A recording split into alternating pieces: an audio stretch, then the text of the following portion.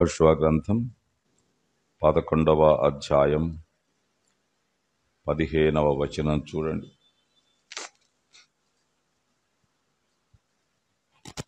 11:15 యెహోవా తర్వాత లేదా తన సేవకుడైన మోషేకు ఆజ్ఞాపించినట్లు మోషే యెహోవాకు ఆజ్ఞాపించెను. యెహోషువ అలాగే చేసెను. యెహోవా మోషేకు ఆజ్ఞాపించిన వాటన్నిటిలో ఒకటి అతడు చేయక విడువలేదు. మరోసారి చదువుతున్నాను. యెహోషువ గ్రంథం 11వ అధ్యాయం 15వ వచనం. యెహోవా తన సేవకుడైన మోషేకు ఆజ్ఞాపించినట్లు మోషే యెహోషువకు ఆజ్ఞాపించెను. యెహోషువ అలాగే చేసెను. యెహోవా మోషేకు ఆజ్ఞాపించిన వాటన్నిటిలో ఒకటి అతడు చేయక విడువలేదు. ప్రార్థన. ప్రేమగల తండ్రి, కృపగల దేవా, మీకు వందనాలు, స్తోత్రాలు, స్తుతులు చెల్లిస్తున్నాం. నేను ప్రేమించి మాకిచ్చిన ఈ ప్రత్యేక సమయాన్ని బట్టి వందనాలు. చదవబడిన వాక్య భాగాలను దీవించండి తండ్రి. ధ్యానం చేస్తుండగా మీ సహాయం కోరుతూ యేసు నామంలో ప్రార్థించి స్తుతించి వేడుకుంటున్నాం తండ్రి. ఆమెన్. ప్రియమైన సహోదరి సహోదరులరా, మనం చదువుకున్న ఈ వాక్య భాగం యెహోషువ గ్రంథం 11వ అధ్యాయం 15వ వచనం. యెహోషువ గుణలక్షణాలలో ఒకటి ఇక్కడ ప్రస్తావించబడింది. యెహోషువ అంటే యెహోవా నా రక్షకుడు అని అర్థం. యెహోషువ మోషే తరువాత నాయకత్వానికి వచ్చిన వాడు. Second line leadership of Israelites, ఇశ్రాయేలీయులను నడిపించిన వారిలో రెండవ నాయకత్వ జాబితాలోని ప్రథమ వ్యక్తి. యెహోషువ ప్రారంభాన్ని అంటే రంగప్రవేశాన్ని పరిచర్యలో మోషే మృతి నొందిన తరువాత నుండి మరి విశేషంగా వ్రాయబడింది. యెహోషువ గ్రంథం 1వ అధ్యాయంలో 1వ వచనంలో ఆ మాట మనకు కనిపిస్తుంది. యెహోవా సేవకుడైన మోషే మృతి నొందిన తరువాత యెహోవా నూను కుమారుడును మోషే పరిచారకుడైన యెహోషువకు ఇలాగు సెలవిచ్చెను. కానీ దేవుడు తనకు మనుషుల్ని వినియోగించుకోవడానికి ఏర్పాటు చేసుకుంటాడు. అటు వారు ఒకరి తర్వాత ఒకరు బయటకు వచ్చినట్టుగా లేఖనాల్లో చూస్తాం. మోషే మృతి నొందిన తరువాత యెహోషువ సేవా సారథ్యాన్ని ఆయన చేపట్టాడని ఇక్కడ వ్రాయబడింది. అనగా అంతవరకు మోషే పరిచారకుడుగా ఉన్నాడు. పరిచర్యలో పాలిభాగస్తులు కాకుండా, పరిచర్య ఆసక్తి లేకుండా, పరిచయం లేకుండా, పరిచర్య ప్రభావం పడకుండా ఒక వ్యక్తి పరిచర్యకు రాలేడు అని మనకు అర్థమవుతుంది. దేవుడు యెహోషువను ఆయన ఎన్నుకోవడానికి గాను మోషే దగ్గర పరిచారకునిగా ఆయన ఉంచాడు అని మనం ఇందును బట్టి అర్థం చేసుకోవాలి. మోషే పరిచారకుడు అని చెప్పబడ్డాడు యెహోషువ. మోషే పరిచారకుడు is a man who is under the leadership of Moses.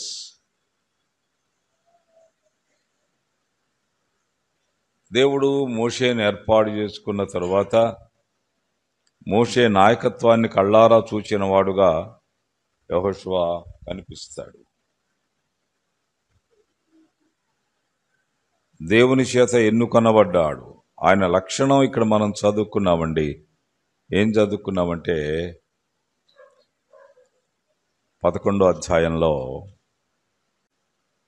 యెహోవా మోషేకు ఆజ్ఞాపించిన వాటన్నిటిలో యెహోవా మోషేకు ఆజ్ఞాపించిన వాటన్నిటిలో ఒకటి అతడు చేయక విడువలేదు అని వ్రాయబడింది. And the Lord commanded Moses his servant, so did Moses command Joshua, and so did Joshua. He left nothing undone of all that the Lord commanded Moses. మోషేకు ఆజ్ఞాపించిన దానిలో ఒకటి అతడు చేయక విడువలేదు. నమ్మకమైన పరిచారకునిగా మోషే దగ్గర యెహోషువ ఉన్నాడు. మోషేకు ఆజ్ఞాపించిన వాటిలో ఒకటి యెహోషువ చేయక విడువలేదు. యెహోషువ అంటేనే యెహోవా నా రక్షకుడు అని అర్థం. అంతేకాదు, యెహోషువ కాలమంతటిలో ఎక్కువ విజయాలే సాధించాడు. అపజయాలు లేవు, నో ఫెయిల్యూర్స్. ఏదో ఒక్క హాయి మీద ఓడిపోవడం ఒక్కటి మనకు కనిపిస్తుంది అంతే. అది కూడా ఆకాను పాపాన్ని బట్టి అని బయటపడింది తర్వాత దర్యాప్తులో. తర్వాత వాళ్ళు మట్టి కర్పించాడు కూడా. హాయి వారిని అతడు తరువాత మట్టి కర్పించాడు. విజయాలు చూస్తాం. ఆల్మోస్ట్ ఆల్ ద విక్టరీస్ యెహోషువ జీవితంలో. అందుచేత దేవునికి నమ్మకంగా ఉన్నప్పుడు విజయాలు ఒక లక్షణం. పోరాటం సహజం, విజయాలు ఓటమికి అతీతంగా విజయాలు ఉంటాయి. అందుకు మనకు యెహోషువ ఉదాహరణ. యెహోషువ యాత్ర అంతటిలో కూడా ఆయన చేపట్టిన ఏ ప్రయత్నము ఓటమి సవి చూడలేదు ప్రియులరా. కారణం ఒక్కటే, యెహోషువ మనస్తత్వం బహు గొప్పది. The mind set of Jashuva is a great in the sense it gave him victory after victory. ఒక విజయం వెనుక మరొక విజయాన్ని ఇచ్చింది. అందుచేత మన విజయాలు మన మనస్సును బట్టి, మన బుద్ధిని బట్టి ఉంటాయి. బుద్ధిని బట్టి విజయం ఉంటుంది. యెహోషువ ఎలా వెంబడించాడని రాయబడింది ఇక్కడ. యెహోవా మోషేకు ఆజ్ఞాపించిన వాటంటే ఒకటి అతడు చేయక విడువలే. Not even one. అంటే అవకాశవాది కాదు. దేవునికి అవకాశవాదులు అక్కరలేదు. అవకాశవాదులు అంటే మనకు అవకాశం ఉంటే, అవసరం ఉంటే. దేవుడు దేవుని పని కాదు.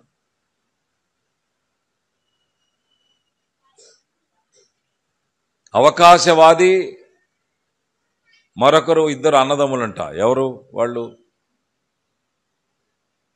తెలుసా మీకు?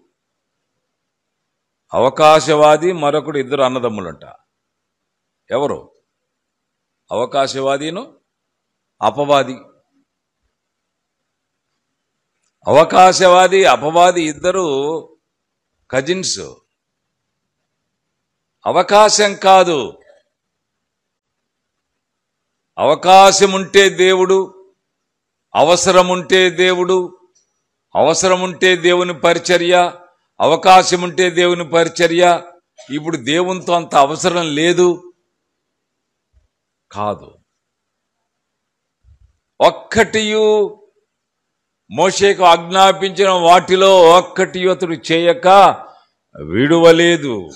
ఒక మంచి సర్టిఫికెట్ ఇక్కడ దేవుడు ఇస్తున్నాడు. దేవుని పనిలో 100% మార్కులు సాధించిన వాడు హై ర్యాంకర్ అని చెప్పాలి ప్రియులారా. హై ర్యాంకర్ అని చెప్పాలి కదా. ఇప్పుడు ర్యాంకులు, ఇంతకుముందు మార్కులు వచ్చాయి. మార్కులు చూసుకుని చప్పట్లు కొట్టేవాళ్ళు. అంటే first class, second class, third class అని పడతా ఉండే. ఇప్పుడు అవి తీసేశారు కదా. ర్యాంకులు ఇవ్వడం మొదలుపెట్టారు. ఇంతకుముందు రిజల్ట్స్ థర్డ్ క్లాస్ చాలా ఎక్కువ ఉండే, సెకండ్ క్లాస్ కొంచెం తక్కువ, మరీ తక్కువ ఫస్ట్ క్లాస్ ఉండే. ఇప్పుడు ఫస్ట్ క్లాసే ఎక్కువ ఉంటాయి, థర్డ్ క్లాస్ చాలా చాలా తక్కువ. గతంలో ఫస్ట్ క్లాసులో ఎన్ని రిజల్ట్స్ ఉన్నాయో థర్డ్ క్లాస్ అన్ని రిజల్ట్స్ ఉంటున్నాయి ఇప్పుడు ఈ దినాల్లో. ర్యాంకింగ్ కొరకు పోరాడుతున్న పిల్లలు ఇప్పుడు 10th కుస్తీ పోటీలు జరుగుతున్నాయి కదా, పిల్లలు కష్టపడుతున్నారు, రిజల్ట్స్ కొరకు ప్రయాసపడుతున్నారు. యెహోషువ కూడా తన రిజల్ట్స్ మంచి రిజల్ట్స్ తెచ్చాడండి.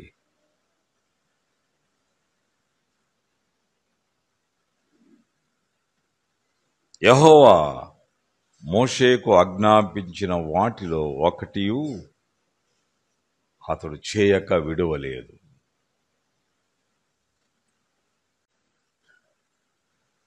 మోషే కదా చెప్పింది కాదు, మోషేకు చెప్పింది నేను చేస్తా.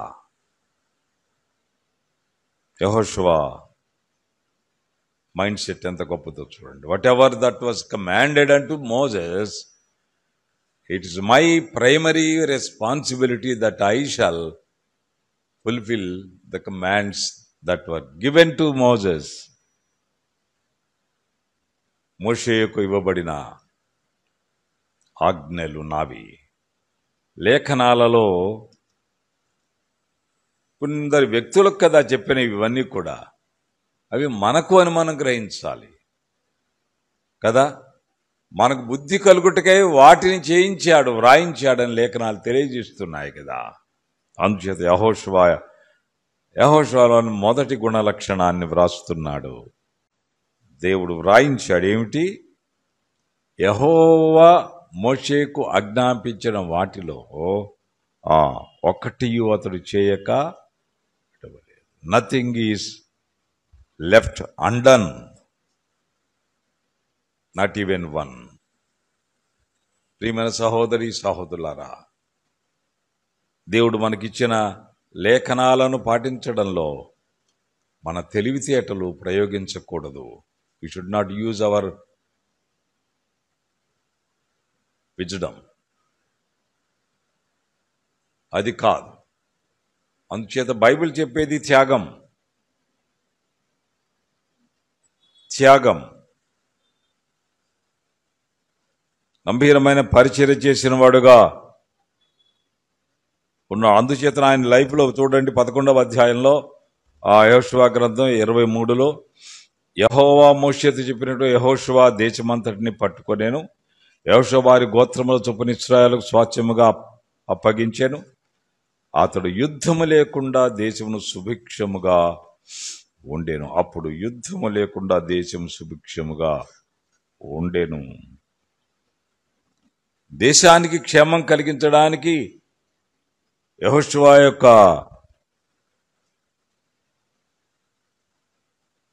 మనస్తత్వం కారణమైంది.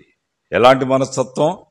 యెహోవా మోషేకు ఆజ్ఞాపించిన వాటన్నిటిలో ఒకటి అతడు చేయక విడువలేదు. మనం ఏ నెల కానెల దేవుని ఎళ్ళ ఎలాగున్నామని రాసుకుంటే, ఇప్పుడు అయిపోతుంది జనవరి నెల, ఆ ఫిబ్రవరి నెల కూడా అంతానికి వస్తున్నాం. జనవరి అయిపోయింది. మనము ప్రభు కొరకు జీవించిన క్రమాన్ని, దేవుని సన్నిధికి మనం ఎడల శ్రద్ధ చూపించిన క్రమాన్ని గనక డైరీ రాసుకుంటే తెలిసిపోతుందండి, తెలిసిపోతుంది. దేవుని గురించి జీవించడంలో ఒక నిర్దిష్టమైన వైఖరే లేని వాళ్ళు లేరా లోకంలో? ఒక నిర్దిష్టమైన ఖచ్చితమైన వైఖరి లేకుండా జీవించేవాళ్ళు, దేవుని గురించి బ్రతకడంలో, దేవుని కొరకు జీవించడంలో, దేవుని ఒక ప్రధానమైన అంశంగా జీవితంలో భావించడంలో.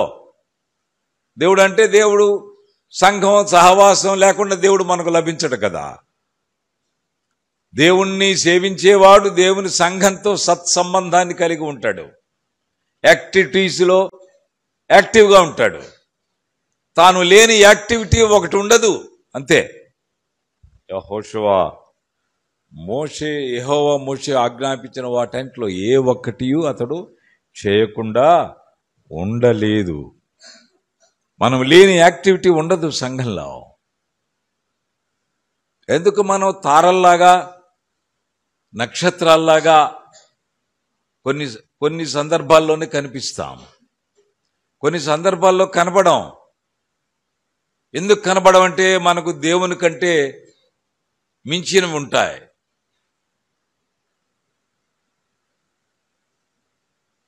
దేవునికి కూడా సాధ్యపడం, మనం దేవునికి కూడా సాధ్యపడం. ఇక అంశాల్లో దేవుడు కూడా వదిలేస్తాడు, పాని వీడు నాకు అందడు, ఈమె నాకు దొరకదు, ఈమె నాకు అలివి కాదు, ఇతడు నాకు అలివిగాడు. వస్తూ ఉంటాడు, పోతూ ఉంటాడు, చూస్తూ ఉంటాను అని దేవుడు అనుకునేలాగా ఉండేవారు లేరండి లోకంలో. యెహోషువ ఎలా ఉన్నాడు? యెహోషువ దేవుడైన యెహోవా మోషేకు ఆజ్ఞాపించిన వాటన్నిటిలో ఒకటి విడువక ఆయన చేయక విడువలేదు. Perfectly all right. ప్రియమైన సహోదరి సహోదరులరా, భక్తి విప్లవాత్మకం కాకపోతే మన జీవితంలో భక్తి విప్లవం రాదు. మళ్ళీ చెప్పనా? మీరు చెప్పండి, నేను చెప్పింది.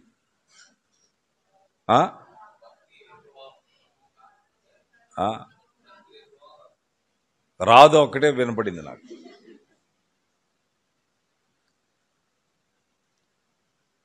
మనలో భక్తి విప్లవాత్మకం కాకపోతే మనలో భక్తి విప్లవం రాదు.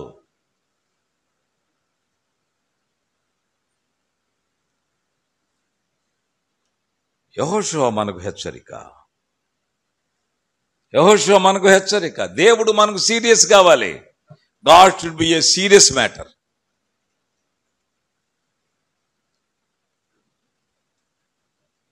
పనులున్నాయి, ప్రయాణాలున్నాయి, పరిచర్యలున్నాయి, అవసరాలున్నాయి, పిల్లలున్నారు, భార్య ఉంది, అలాగే అవసరాలున్నాయి, కుటుంబం ఉంది, వాళ్ళ మరి పనులు మనం చూడాలి. దేవుడు కూడా కాదు, దేవుడే ప్రధానం. దేవుడు వాటన్నింటి విడిచిపెట్టి రమ్మని ఎప్పుడూ చెప్పడు. కానీ దేవునికి మనం అన్నీ చెప్తాం. అందుచేత యెహోషువను మనం మాదిరిగా, ఈజ్ అవర్ రోల్ మోడల్ అండి, ఈజ్ ఎ రోల్ మోడల్. ఒక్కటి విడువక మానలే. చూడండి, రెండో మాట చూద్దాం. 14వ అధ్యాయం 8వ వచనం చూడండి. యెహోషువ గ్రంథం 14:8.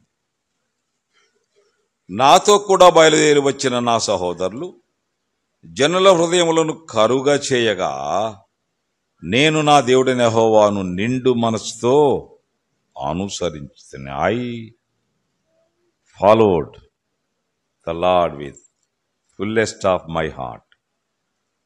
నిండు మనసుతో నేను ఆయనను అనుసరించాను అని అంటున్నాడు. నిండు మనసుతో. 14వ అధ్యాయం 8వ వచనంలో మనం చూస్తామండి. 14:8. Nevertheless, my other brother that went up to me made the heart of the people melt, but I wholly followed the Lord my God. నేను నా దేవుని యెహోవాను నిండు మనసుతో అనుసరించితిని. But I wholly followed the Lord of my God. దేవుని అనుసరించడంలో నిండుతనం అంటే gap లేదన్నమాట. అంటే రెండు తలంపులు లేవన్నమాట. రెండు ఆలోచనలు లేవు. ఇటు లోకమా దేవుడా? కాదు, దేవుడే.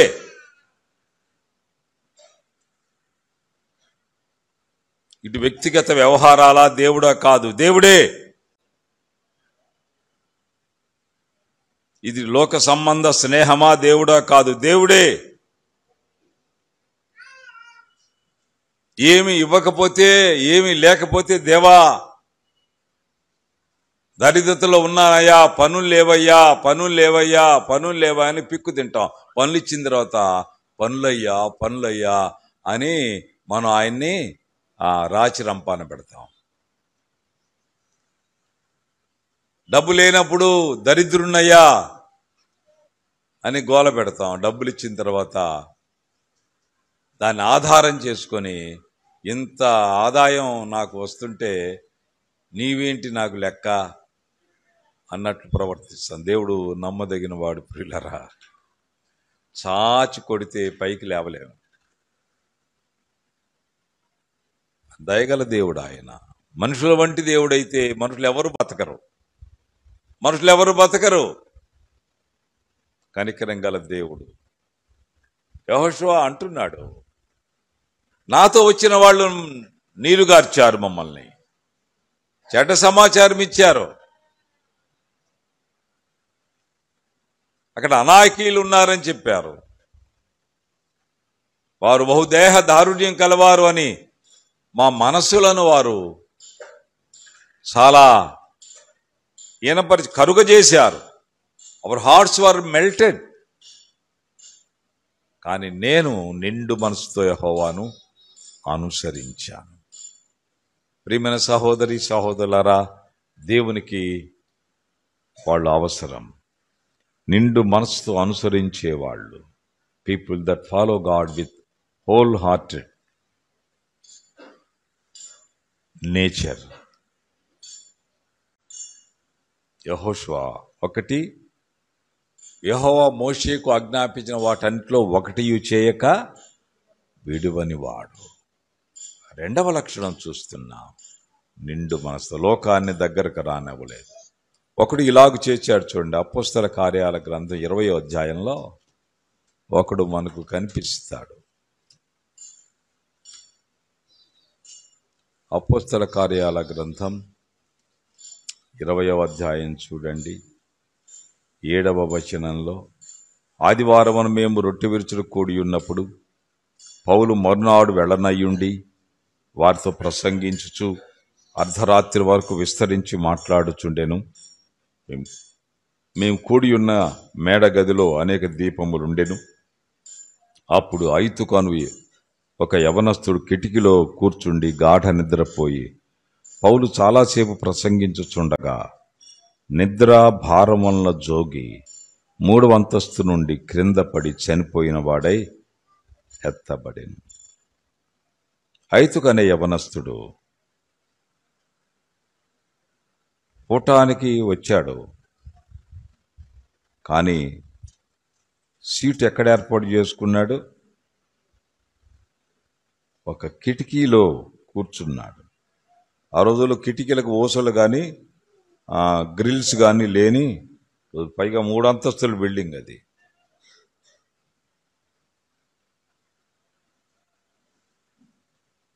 అక్కడ నుండి వాడు పడిపోవడానికి కారణం, కిటికీలో కూర్చుంటే ఏమవుతుంది? ఇటు లోకము కనిపిస్తుంది, ఇటు వాక్యము వినబడుతుంది. ఆ సెంటర్లో నిలబడి గోల చేసే వాళ్లతో సైగలు చేయొచ్చు, ఇటు ఒక పక్క వాక్యం కూడా వినొచ్చు. లోకంలో రోడ్ల మీద ఏం జరుగుతుందో చూడొచ్చు, అది ఎంజాయ్ చేయొచ్చు. ఇక్కడ వాక్యాన్ని కూడా విన్నట్టుగా ఉండొచ్చు. అంటే పూర్తిగా దేవుని స్వాధీనంలో లేడు, పూర్తిగా లోకంలో కూడా లేడు. ఇటు మంచి కుర్రోడండి, వాక్యం వినడానికి వచ్చాడు అనిపించబడుతున్నాడు. అరే వాడు అక్కడ కూర్చున్నా అంత మన వైపు ఉన్నాడు రా అని వీళ్ళ చేత కూడా అనిపించబడుతున్నాడు. అందుచేత అతడు నిద్రలో జోగి పైనుండి పడిపోయేంత దుస్థితి తెచ్చుకున్నాడు. నిండు మనసు లేకపోయింది దేవుని అనుసరించడంలో. ఒకవైపు లోకం, ఒకవైపు దేవుడు.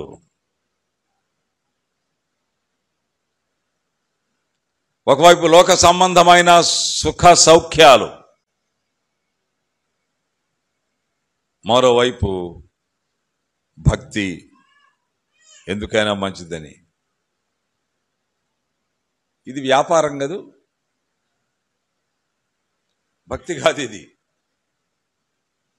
దేవునితో వ్యాపారం, దేవుని ముందు తెలివితేటలు. అది కుదరలేదు ఇక్కడ. పౌలు బ్రతికించాడు అనుకోండి, వాడిని బ్రతికించి పైకి తెచ్చాడు.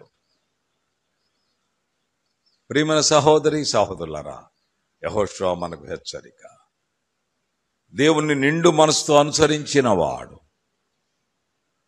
నిండు మనసుతో అనుసరించారు. ఈ కాలమే ఇలాంటిది అంటున్నాడు దానియేలు. చూడండి, దానియేలు గ్రంథంలో ఈ మాట మనకు కనిపిస్తుంది. దానియేలు అంటున్నాడు, అసలు ఈ కాలమే ఇలాంటిదండి, మనుష్యులు అలా ఉంటారు అని చెప్తున్నాడు. మనుషుల తత్వాలు ఇలా ఉంటాయి అని హెచ్చరిక చేస్తున్నాడు. చూడండి 2వ అధ్యాయం దానియేలు గ్రంథంలో 41వ వచనం. పాదములను వేళ్లును కొంత మట్టుకు కుమ్మరి మట్టిదిగాను కొంత మట్టుకు ఇనుపదిగాను ఉన్నట్టు తమరికి కనబడెను గనుక ఆ రాజ్యములో భేదములును, అయితే ఇనుము బురతో కలిసి ఉన్నట్టుగా కనబడి గనుక ఆ రాజ్యంలో అలాగున ఉండును. రాజ్యం ఇనుము వంటి బలము గలదై ఉండును. పాదముల వ్రేళ్లు కొంత మట్టుకు ఇనుపవిగాను కొంత మట్టుకు మట్టివిగాను ఉన్నట్లు ఆ రాజ్యం ఒక విషయంలో బలముగాను ఒక విషయంలో నీరసముగాను కనబడు.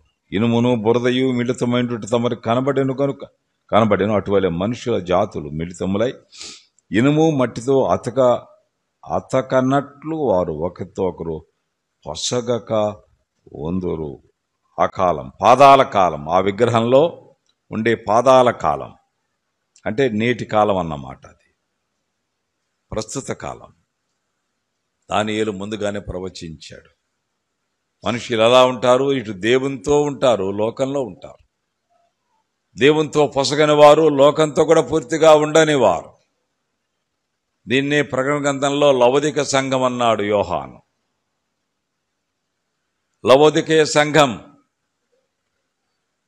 చల్లగానైను వెచ్చగానే నులివెచ్చగా ఉన్నది అని హెచ్చరించాడు. నేను నిన్ను నా నోట నుండి ఉమ్మివేయ ఉద్దేశించుచున్నాను అని దేవుడు హెచ్చరించాడు.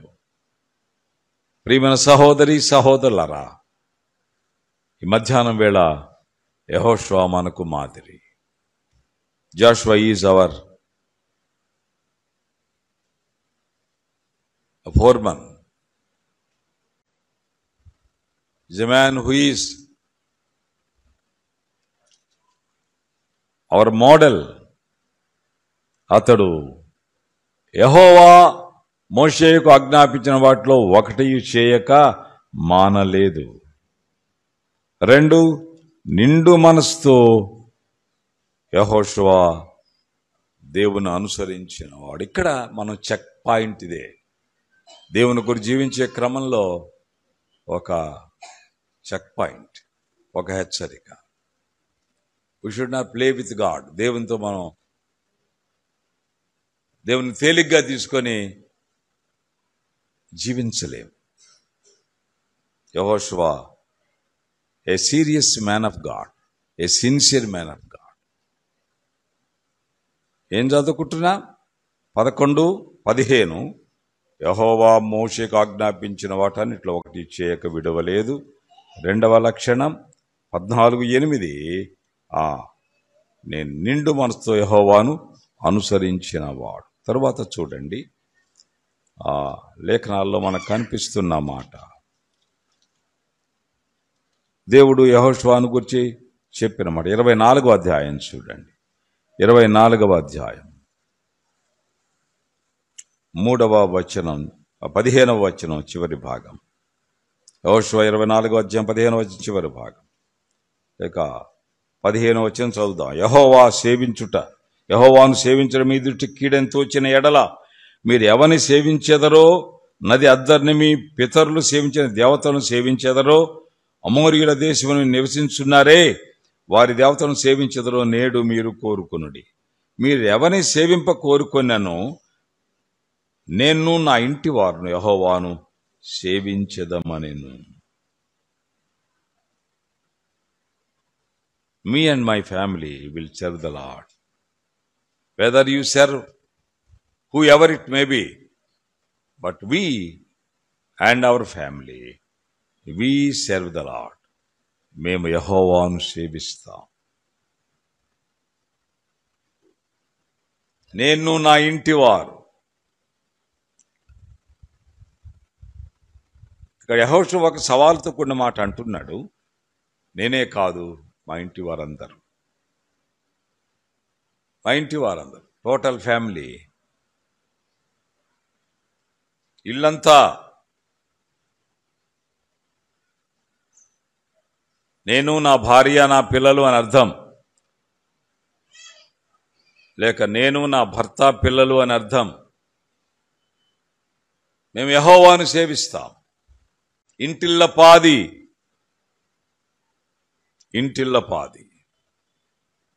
ఇవి యెహోషువ గుణలక్షణాలండి. యెహోషువ గుణలక్షణాలు. దీన్ని బట్టి వాళ్ళ ప్రజలు ఏమని కేక వేశారో చూడండి. 24 యెహోషువ గ్రంథంలో, అందుకు జనులు మన దేవుని యెహోవానే సేవించెదము, ఆయన మాటే విందుము అని యెహోషువతో చెప్పిరి. ప్రియమైన సహోదరి సహోదరులరా, మన పరిచర్య ప్రభావం, మన పక్కన ఉండే భార్య పైన ప్రభావం పడకుండా ఉంటే, అంటే మన భక్తి ప్రభావం, నమ్మకం పిల్లల మీద పడకుండా ఉంటే ఎట్లా అండి? ఆలోచన చేయాలి, దిగులు పడాలి. అదొక గుండెల మీద కుంపటిగా ఉండాలి.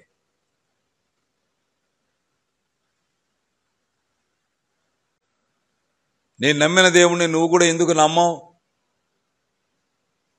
అంటే, మనం నమ్మిన దేవుని కొరకు జీవించే క్రమంలో లోపం చూస్తే వాళ్ళు నమ్మరు. మనం ఇంట్లో ఒకలాగా బయట ఒకలాగా ఉన్నాం అనుకోండి, నమ్మరు వాళ్ళు.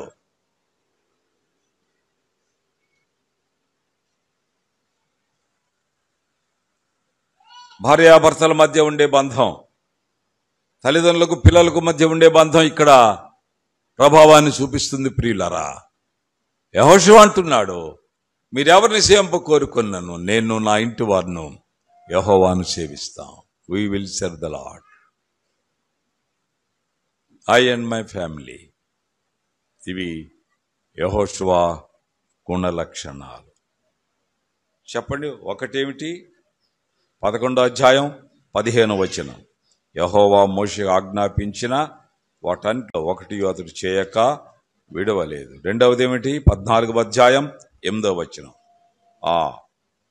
నేను నా దేవుని యెహోవాను నిండు మనసుతో అనుసరించి తిని. మూడేమిటి?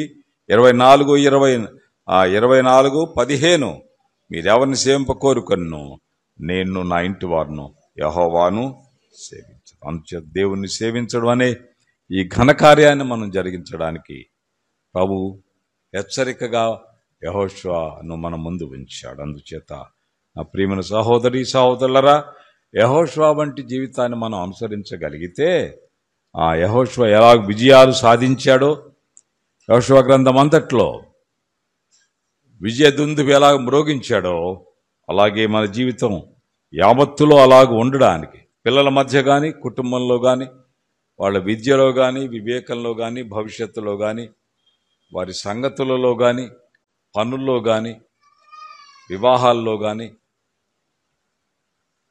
ఉద్యోగాల సాధనలో కానీ, కుటుంబ పోషణలో కానీ, ఆర్థిక అంశాలలో కానీ, అన్ని కోణాల్లో యెహోషువ మనకు మాదిరిగా ఉంటాడు. అలాగూ 3 సంగతులు మనం వింటున్నాం. ఒకటి, అతడు